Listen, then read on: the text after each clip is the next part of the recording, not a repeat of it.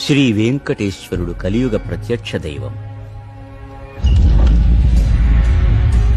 శాంతాకారుడు, స్థితికారకుడు అయిన శ్రీమన్నారాయణుడు ధర్మరక్షణ చేయడం కోసం ప్రతి యుగంలోనూ అవనిలో అవతరిస్తానని ప్రతిన పూనాడు. ఏ అవతారంలోనైనా ఆదినారాయణుడి అంశ మాత్రమే అవనికి తరలి వస్తుంది. అసలు స్వామి వైకుంఠం వదలి కదలి రాడు. ఆ అంశారూపంతోనే త్రేతాయుగంలో శ్రీరామచంద్రుడై ఉద్భవించి ఉన్నత విలువలను ఉద్ధరించాడు.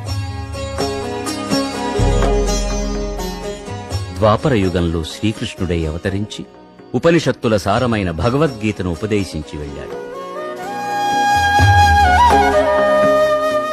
కాని కలియుగంలో మాత్రం ఆర్తజనులను ఆదుకోవడానికి, అందరి మొక్కులు తీర్చడానికి వైకుంఠాన్ని వదలి స్వస్వరూపంతో స్వశరీరంతో తరలివచ్చి తిరుమల శిఖరాలలో సాక్షాత్కరించాడు. అందుకే తిరుమల కలియుగ వైకుంఠమై కళలు చిలుకుతోంది. ఈ అడుగడుగు దండాల వాడిని, ఆపద మొక్కుల వాడిని ఆశ్రయించి తరించిన భక్తులకు కొదవే లేదు.